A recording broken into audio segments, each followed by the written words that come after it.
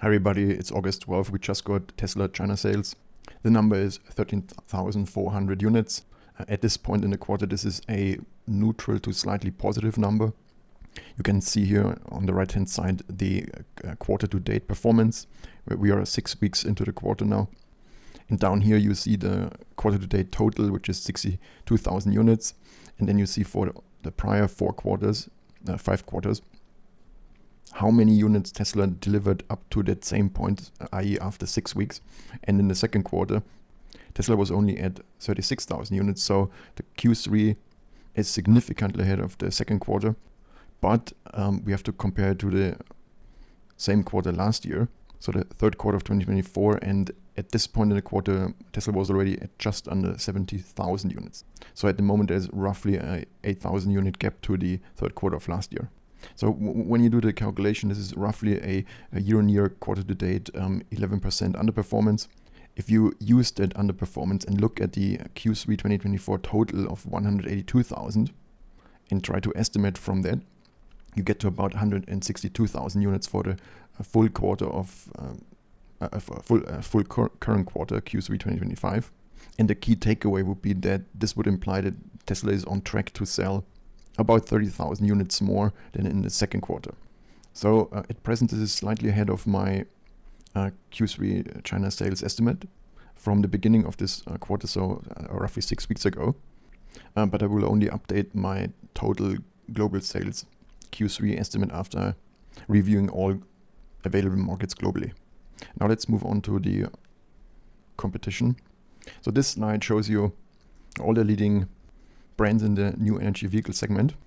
Tesla is number 2 behind BYD in terms of volume.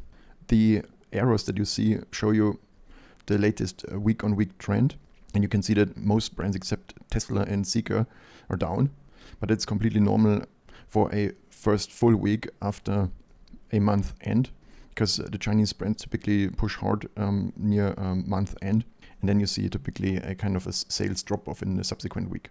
But I think to get a better overall picture, we need to zoom out a bit. And this is what this chart does. And now we look at a rolling 12 weeks metric. So it shows you the sales for the last 12 weeks.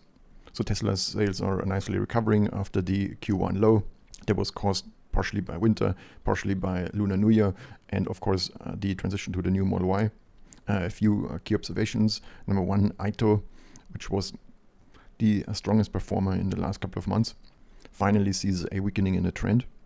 Li Auto's downward trend continues. Leapmotor continues its positive trend. XPeng's trend turned positive, but is still somewhat lackluster. Flat's fairly flat around the 87,000 units on a 12-week basis. Xiaomi as well with a fairly flat sales trend.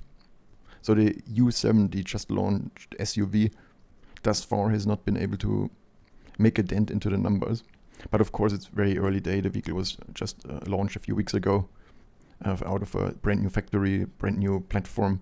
Obviously, they will also need a bit of time to ramp. So I think it's too early to tell whether this is indicative of any weakness. Zeekr is a brand owned by Geely. Trend totally flatline, so this brand clearly hit the ceiling in China, at least with the current lineup. Then we look at NIO, and this is not NIO the entire group, it's NIO the brand.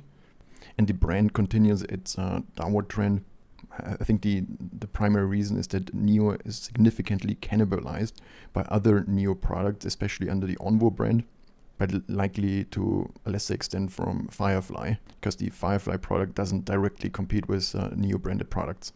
But the Onvo brand does directly compete with NIO's NIO branded products. So then when we move on to Onvo, so NIO's other brand, this brand sees a improving trend, but this is driven by a just launched product lineup expansion. So this brand moved from 1 vehicle offering to now 2. Obviously, a product expansion is a very expensive way to drive volume.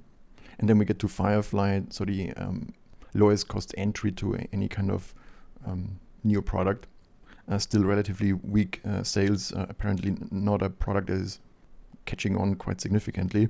NIO is launching sales of this product in Europe, but since this product comes tariffed, and as a result is fairly expensive, I estimate this will not be a meaningful sales success.